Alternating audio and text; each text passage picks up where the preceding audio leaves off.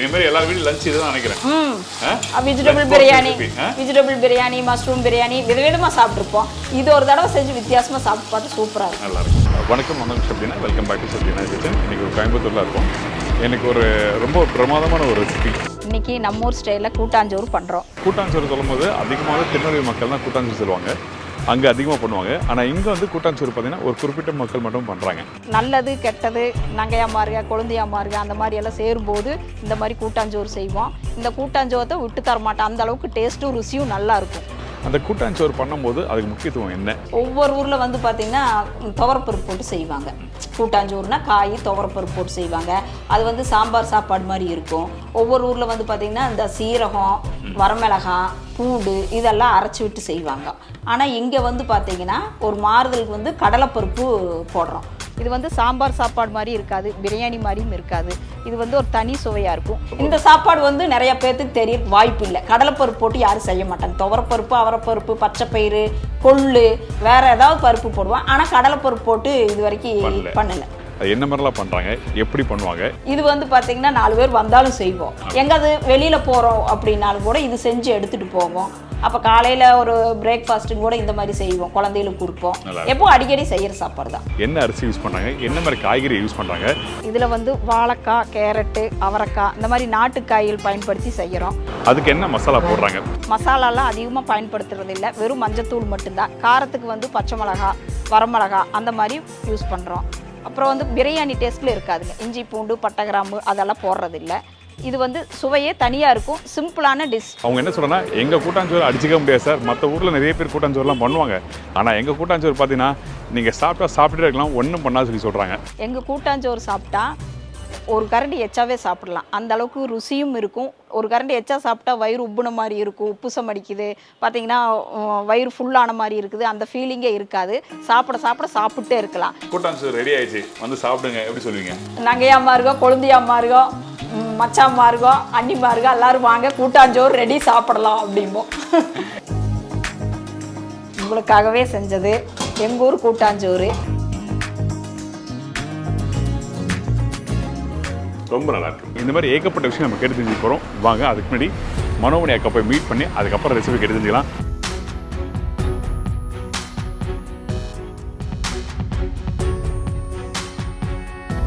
அக்கா வணக்கம். வணக்கம். எப்படி இருக்கீங்க? நல்லா இருக்கிறேன். நீங்கள் எப்படி இருக்கீங்க? ரொம்ப நல்லா இருக்கேன்.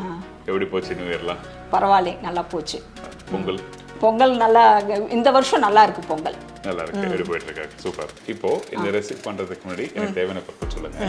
இதுக்கு வந்து சாப்பாட்டு அரிசி 3 டம்ளர் எடுத்துருக்கிறேன், கடலைப்பருப்பு 3/4 டம்ளர், தக்காளி வந்து 3 தக்காளி, பெரிய வெங்காயம் 2, சின்ன வெங்காயம் ஒரு 150 கிராம். காய்கன்னு பார்த்துட்டா இதுக்கு வாழைக்காய் ஒரு காய் போட்டுக்கலாம், கேரட் வந்து ஒரு கேரட், பெரிய கேரட்டாக இருந்தால் 1 போட்டுக்கலாம், சின்னதாக இருந்தால் 2 போட்டுக்கலாம், ஒரு பீன்ஸ் ஒரு 10, அவரைக்காய் ஒரு 10 போட்டுக்கலாம், உருளைக்கிழங்கு ஒரு 2 போட்டுக்கலாம். காய் மட்டும் இது. அப்புறம் வந்து தாளிக்கிறதுக்கு வந்து பார்த்தீங்கன்னா எண்ணெய் கடலெண்ணெய் ஊற்றிக்கலாம், கடுகு சீரகம் சோம்பு பச்சை மிளகா வரமிளகா போட்டுக்கலாம். அப்புறம் வந்து இதுக்கு தேவையானது மஞ்சத்தூள், அப்புறம் வந்து பார்த்தீங்கன்னா கொஞ்சம் நெய், கருவேப்பிலை, கொத்தமல்லி, உப்பு. ஓகே, இதுதான் இந்த ரெசிபி தேவையான பொருட்கள். ஓகே, ஃபர்ஸ்ட் நம்ம என்ன பண்ண போறோம்? அடுப்பு பற்ற வைக்கிறதுக்கு முன்னாடி நம்ம கடலைப்பருப்பும் அரிசியும் ஒட்டுக்கா போட்டு 4-5 தடவை கழுவிட்டு ஊற வச்சுக்கலாம். சரி, ஓகே, ஆரம்பிச்சலாம். நீங்க ஆல்ரெடி போட்டு ஊற வச்சிருக்கீங்க. ஆமா. இந்த கடலைப்பருப்பு இந்த புழுங்கல் அரிசி யூஸ் பண்றீங்க ரைட்? ஆமா, சாப்பாட்டு அரிசி. அதாவது புழுங்கல் அரிசி. புழுங்கல் அரிசி, பச்சரிசி இல்ல. இல்ல பச்சரிசி இல்ல. பச்சரிசி யூஸ் பண்ணலாமா இதுக்கு? பச்சரிசி யூஸ் பண்ணலாம், தண்ணி கம்மியா வைக்கணும். சாதம் அப்படி நல்லா வெந்து வரும்போது உதிரியா வருமா, இல்ல கொஞ்சம் சேர்ந்த மாதிரி கூட்டாஞ்சோறு அந்த இது, அதாவது கொஞ்சம் அந்த சாம்பார் சாதம் மாதிரி கேட்டியா? இல்ல உதிரியா தான் இருக்கும். உதிரியா தான் இருக்கும். சரி, ஓகே. ஓகே, இது எவ்வளவு நேரம் ஊறணும்? இது வந்து ஒரு 1/2 மணி நேரம் ஊற வைக்கலாம். கடலைப்பருப்பும் அரிசியும் 1/2 மணி நேரம் ஊறினா போதும். சரி, ஓகே. அடுத்தது அடுப்பு பற்ற வச்சிடலாம். சரி, ஆரம்பிச்சிருங்க. இப்போ அடுப்பு பற்ற வச்சு இப்போ உங்களுக்கு அடுத்தது எண்ணெய் ஊற்றிக்கலாம், கடலை எண்ணெய் ஊற்றிக்கலாம். ஓகே, கடலை எண்ணெய். இந்த இடத்துல நம்ம வந்து கடலை மட்டும் தான் யூஸ் பண்ணணுமா, இல்ல ரீஃபைண்ட் ஆயில் யூஸ் பண்ணலாம்? நெய்யும் வச்சிருக்கீங்க, இல்ல நெய் மட்டும் போட்டு சமைக்கலாமா? இப்போ வந்து கடலை எண்ணெய் ஊற்றிக்கலாம். கடலெண்ணெய் பிடிக்காதவங்க ரீஃபைண்ட் ஆயில் ஊற்றிக்கலாம். ஆனால் இந்த சாப்பாட்டுக்கு கடலெண்ணெய் தான் டேஸ்ட்டாக இருக்கும். இங்கே எல்லாமே கடலெண்ணெய் தான் யூஸ் பண்ணுறோம். சரி, ஓகே. ஓகே கடலை போட்டுருக்கோம். கடலை எண்ணெய் போட்டோம். சரி ஓகே. கடலை எண்ணெய் சூடானோடனே கடுகு போட்டுடலாம். இந்த நெய் இப்போ கடைசியா சாப்பாடு இறக்குறப்ப நெய். சரி ஓகே. இப்போ கடுகு வேணுமா? கடுகு, அப்புறம் கடுகு, சீரகம், சோம்பு இந்த 4 பேர் தாளிப்பு. ஆமா. இப்போ இந்த கடுகு சீரகம் போடும்போது நார்மலாக சாதம் தாளிக்கும் போது சோம்பு நிறைய பேர் யூஸ் பண்ண மாட்டாங்க. இந்த பிரிஞ்சி, பிரியாணி இந்த மாதிரி இடத்துல தான் சோம்பு அதிகமாக யூஸ் பண்ணுவாங்க. இப்போ இந்த சோம்போட காரணம் என்ன? அதாவது ஃப்ளேவர்ஸ்க்காக யூஸ் பண்ணுறோமா இல்லை தாளிப்புக்கு ரொம்ப முக்கியமா? இல்லை, இது ஃப்ளேவருக்காக யூஸ் பண்ணுறோம். அடுத்தது வந்து பார்த்தீங்கன்னா நல்ல ஜீரணம் ஆகும். இப்போ வந்து நம்ம கடலைப்பருப்பு, வாழைக்கல்ல போடுறோம். அப்போ வந்து நமக்கு ஜீரணமாகும், வாசமும் நல்லா இருக்குங்க. நம்ம பட்டை, கிராம்பு, பிரிஞ்சி இலை அதெல்லாம் வேண்டாம். அதெல்லாம் போட்டோம்னா அந்த டேஸ்ட் மாறிடும். இது சும்மா ஒரு தாளிப்புக்கு ஒரு வாசமும் கொஞ்சம் ஜீரணமாகும். இப்போ கடுகு போட்டுடலாங்க. இதெல்லாம் ஒரு முக்கியமான விஷயங்கள். அந்த காலத்தில் வந்து பெரியவங்க வந்து சமைக்கும் போது வந்து சில பொருட்கள் யூஸ் பண்ணுறாங்கன்னா அதுக்கு காரணம் இல்லாமல் இல்லை. ரைட்டுங்களாக்கா? ஆமாம். ஒவ்வொன்றுக்கும் ஒவ்வொரு மருத்துவ குணங்கள் இருந்தது. ஒவ்வொருத்தரும் ஒவ்வொரு பொருள் நம்ம போடுறோம்னா அது எதுக்கு போடுறோம், எண்ணம் அதில் வந்து தேவையானது மட்டும்தான் போட்டிருப்பாங்க ஒவ்வொரு இதுக்குமே. அதனால நம்மளும் அதே ஃபாலோ பண்ணோம்னா அந்த டேஸ்ட்டும் நல்லாயிருக்கும். மருத்துவ குணமும் இருக்கும். எக்ஸாம்பிளுக்கு புளி குழம்புக்கு வந்து வெந்தயம் போடுறாங்க. நிறைய பேர் வந்து அந்த துவர்ப்புக்காக போடுறோம், அந்த வாசனைக்காக போடுறதுன்னு. இன்னொரு முக்கியமான விஷயம், அந்த வெந்தயம் வந்து குளிர்ச்சி. புளி யூஸ் பண்றதுல அந்த வெந்தயம் பண்ணும்போது பேலன்ஸ் பண்ணும். ஏன்னா புளி வந்து ஒரு லிமிட் மேல நம்ம சாப்பிடும்போது சூடோட தன்மை அதிகம் இருக்கும். ரைட்டா? ஆமா ஆமா. கடுகு நல்லா பொரிஞ்ச உடனே சீரகம் போட்டுடலாம். சரி ஓகே. ஓகே. சீரகம் ஒரு ஸ்பூன் போட்டுடலாம். சீரகம் போட்டுருவோம். அப்புறம் சீரகம் போட்ட உடனே சோம்பு போட்ட உடனே சின்ன வெங்காயம் போட்டுடலாம். ஓகே. சின்ன வெங்காயம் இல்லைங்க. எதுக்காக 2 வெங்காயம் வச்சிருக்கீங்க? என்ன காரணம்? எல்லா சாப்பாட்டுக்குமே வந்து சின்ன வெங்காயம் போடுவோம், பெரிய வெங்காயம் போடுவோம். ஓகே.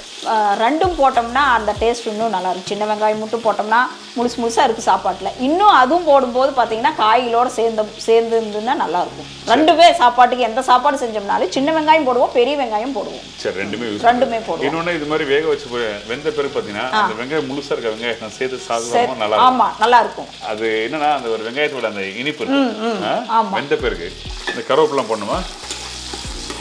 இல்லை, அடுத்தது கொஞ்சம் வதங்கணும்னு பெரிய வெங்காயம் போட்டுடலாம். சரி ஓகே.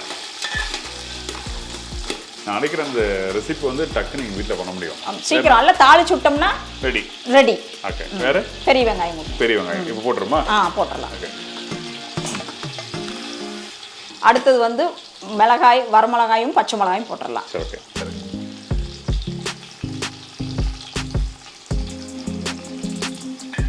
ஓகே. அப்புறம் அடுத்தது பச்சை மிளகாய் போட்டுடலாம். பச்சை மிளகாவா? ஓகே. இந்த சாப்பாட்டுக்கல்ல ஒட்டுக்கா போட்டுறதாங்க. ஓகே. அடுத்தது பூண்டு போட்டுடலாம். ஓகே. பூண்டு பார்த்தா அப்படியே முழுசா போட்டுடலாம். சரி ஓகே. முழு பூண்டா, சின்ன வெங்காயம் முழுசா போட்டுடலாம், இதுவும் முழுசா போட்டுடலாம். ஓகே. காரத்துக்கு பச்சை மிளகாய் மட்டும் தான் யூஸ் பண்ணுவோம். பச்சை மிளகாய், வரமிளகாய் ரெண்டு. வேற எதுவும் பொடி மசாலா எதுவுமே இல்லை. காரத்துக்கு பச்சை மிளகாய், வரமிளகாய். நம்ம காரத்துக்கு எவ்வளவு வேணுமோ அதை அதிகம் பண்ணிக்கலாம். ஓகே.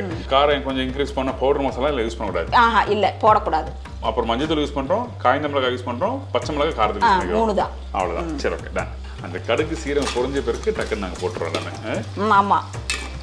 ஓகே. இப்போ எல்லாம் வதக்கிட்டு இருக்கோம். இப்போ இந்த வெங்காயம் இதெல்லாம் போட்டிருக்கோம். ஃபர்ஸ்ட் சின்ன வெங்காயம் கொஞ்சம் 2 செகண்ட் லைட்டாக வதக்கணும். அதுக்கப்புறம் வந்து பெரிய வெங்காயம் எல்லாம் போட்டிருக்கோம் தாளிப்போட. ஓகே. தக்காளி போட்டுடலாம். சரி. தக்காளி தாங்க. தக்காளி பெருசாக அப்படி கட் பண்ணி போட ஓகேவா?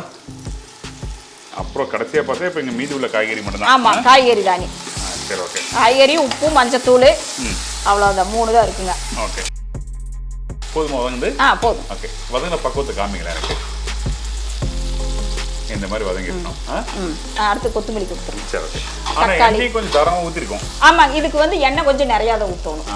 அப்போ தான் உதிரியாக இருக்கும். எண்ணெய் கம்மியாக ஊற்றணும்னா கொஞ்சம் சாம்பார் சாப்பாடு மாதிரி இருக்கும், உதிரி ஆயிடும். அதாவது ட்ரையான மாதிரி. இது வந்து பார்த்தீங்கன்னா நல்லா பளபளன்னு இருக்கும் சாப்பாடு. சரி ஓகே. அது கொத்தமல்லி வேணும்ல? அடுத்து கொத்தமல்லி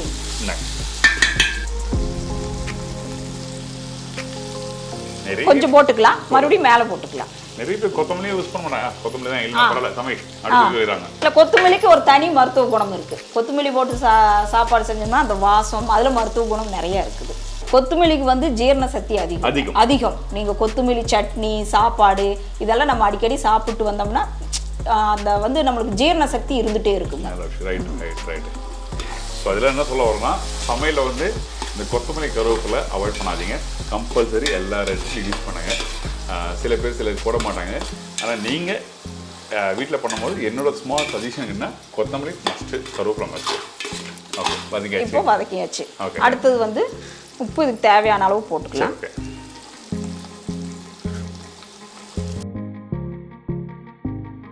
மஞ்சத்தூள் ஒரு ஸ்பூன் போட்டுக்கலாம். சரி.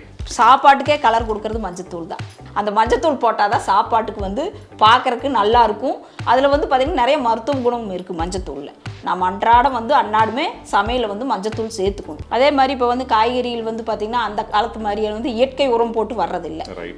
இப்போ காய்கறிகள் வந்து மருந்தடிச்சு தான் வருது. நம்ம என்னதான் கழுவி காய்கறி கட் பண்ணி போட்டாலுமே அதில் ஏதோ மருந்துகள் ஏதோ ஒன்று இருக்கும். இப்போ நம்ம மஞ்சத்தூள் சேர்க்கும் போது பார்த்திங்கன்னா அந்த கிருமிகள் எல்லாம் இல்லாமல் இருக்கும், நம்மளுக்கு பாதுகாப்பு.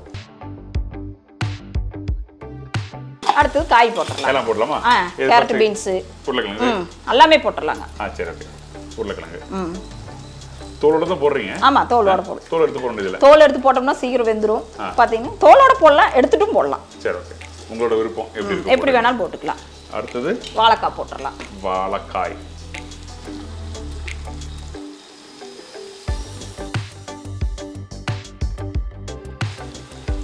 இந்த சாப்பாட்டுக்கு முக்கியமா இதுதான், வாழைக்காய் தான். சரி. அடுத்தது நம்மகிட்ட இருக்க இந்த காய்கறிகள். ஆமா, கேரட், பீன்ஸ், அவரைக்காய் எல்லாமே நல்லா சேர்த்தே போட்டுடலாம்.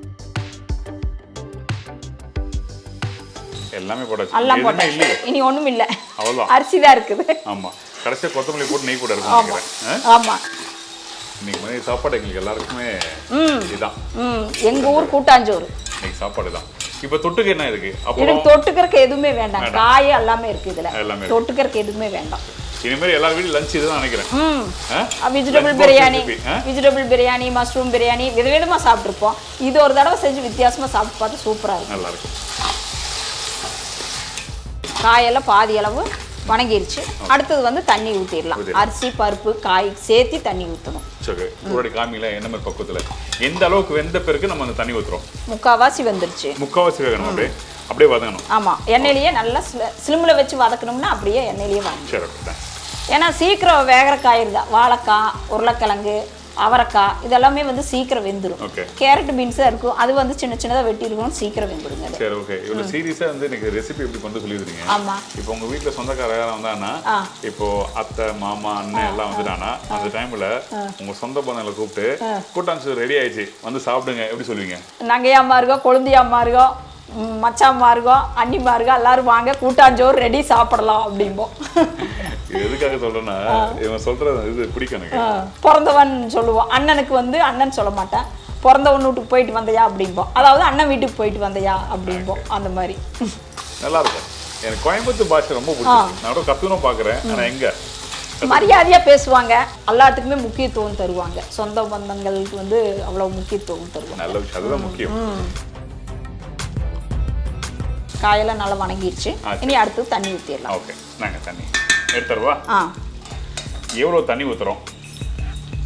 தண்ணி வந்து பார்த்தீங்கன்னா இதுக்கு அரிசிக்கு வந்து 3 டம்ளர் தண்ணி. இப்போ வந்து குக்கரில் வச்சோம்னா நம்ம ஒரு 2.5 டம்ளர் வைக்கலாம். இது வந்து இப்படி பாத்திரத்தில் வச்சு வைக்கிறங்காட்டி 3 டம்ளர் வைக்கலாம். ஏன்னா கடலைப்பருப்பு போடுறோம், காய்கறி போடுறோம், அதனால கொஞ்சம் தண்ணி வந்து 1 டம்ளர் எச்சாதான் வைக்கணும். இப்போ இந்த மாதிரி டம்ளர்ல நான் அரிசி எடுத்திருக்கேன். இந்த அரிசி போடுறோம். இந்த அரிசி போடுறதுக்கு 3 டம்ளர். அரிசிக்கு மட்டும் போட்டால் 2 போடணும். 2 போடணும். பருப்பு, காய் இதெல்லாம் போடுறங்காட்டி 1/2 டம்ளர் தண்ணி எக்ஸ்ட்ரா ஊற்றணும். சரி, ஓகே. வெறும் அரிசி மட்டும் போட்டால் 2 டம்ளர், காய் எல்லாம் சேர்த்து போடுறதுனால எக்ஸ்ட்ரா 1 டம்ளர் வைக்கிறாங்க.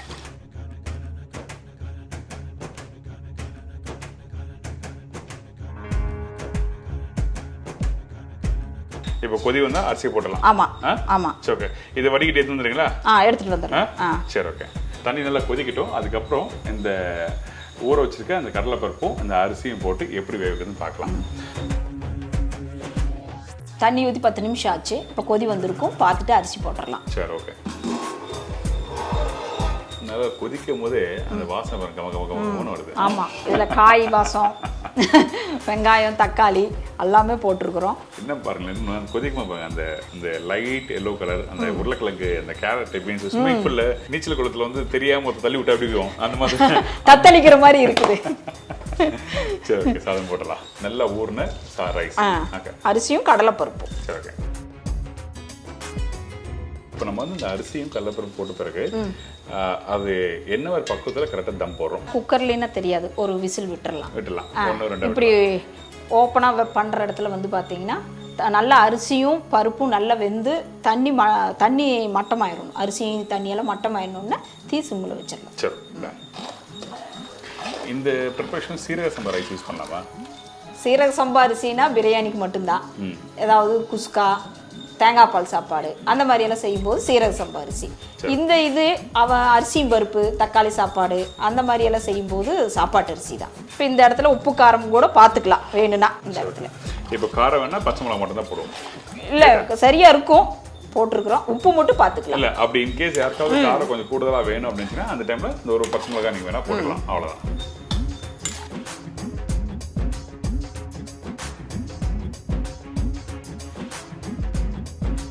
இப்போ நல்லா கொதிச்சு வருது. ஆமாம், சாதமும் பாதி வெந்துருச்சு. ஓகே, அந்த பருப்பு காட்டுங்களேன். இங்கே பாருங்க, அந்த சாதம் வந்து அந்த பருப்பு வந்து அந்த முழுசா சுடுது, தொட முடியல. அந்த சாதமும் பார்த்தீங்கன்னா அந்த முழுசா அப்படியே தெரியுது, வெந்து பெருசா தெரியுது. ஓகே, நம்ம சமைக்கும் போது பார்த்தீங்கன்னா இந்த இடத்துல வந்து அந்த தண்ணி வந்து அதிகமாக இருக்கும், ஃப்ளேம் கொஞ்சம் இன்க்ரீஸ் இருக்கலாம்.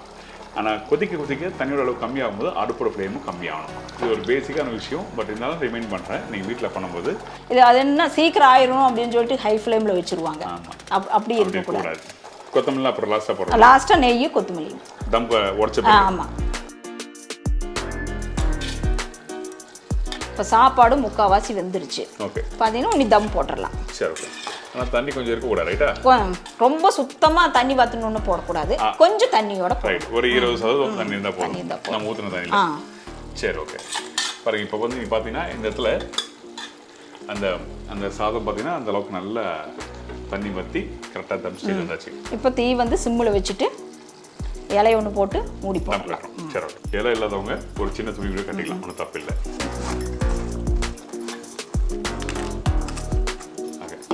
இதுக்கு மேலே நான் வெயிட் வைக்கணுமா இல்லை அப்படியே விட்டுறேன்? சும்மா ஒரு வெயிட், சும்மா தண்ணி பார்த்துக்கலாம்.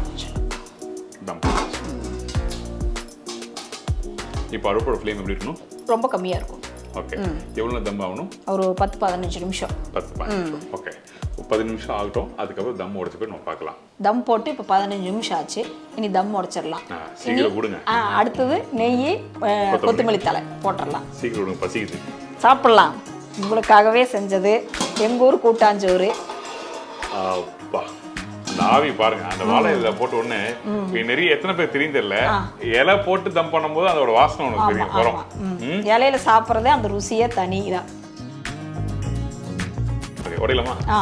சுத்தமா இல்லை பாருங்க, அந்த இடத்துல சாதம் தண்ணிலாம் நல்லா வத்தி அந்த சாதமும் வந்து அந்த அரிசி வெந்த பிறகு சாதமாக இருக்கு, நல்லா முழுசா பெருசா இருக்கு. இது நம்ம டேஸ்ட்டுக்கு வேணுங்கிற அளவு ஊற்றிக்கலாம். சரி, அடுத்தது கொத்தமல்லி நல்லா தாராளமாக போடுங்க. கொத்தமல்லி தான் ஃபைனல். Final, super. போதும், அப்படியே சாத்து உடைங்க பார்ப்போம். இந்த முடைகிறோம் அது அப்படியே அந்த அல்வா மாதிரி வெட்டி இருக்கிறீங்க. இப்போ அப்படியே வீட்லேயும் அப்படியே சாப்பாடு எடுத்து அப்படியே பழகிடுச்சு. சரி, ஓகே. நல்லா பார்த்தீங்கன்னா சைடில் தம்பு உடைப்பேன், ஆனால் இவங்க வந்து அப்படி கட் பண்ணி எடுத்து அதுக்கப்புறம் வெட்டுறாங்க. பிரமாதம். நீங்க நிறைய ஊர்ல கூட்டாஞ்சோறு சாப்பிட்டுருப்பீங்க, அது வந்து சாம்பார் சாப்பாடு இருக்கும், பிரியாணி டேஸ்ட்ல இருக்கும்.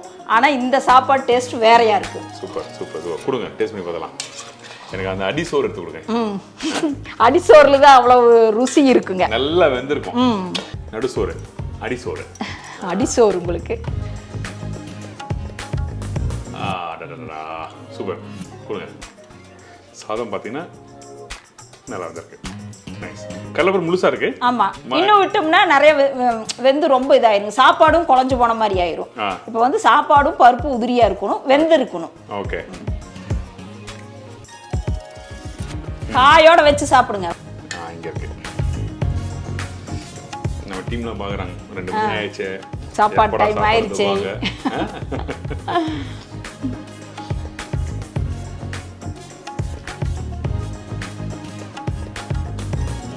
ரொம்ப நல்லா இருக்கும், ரொம்ப நல்லா இருக்கும்.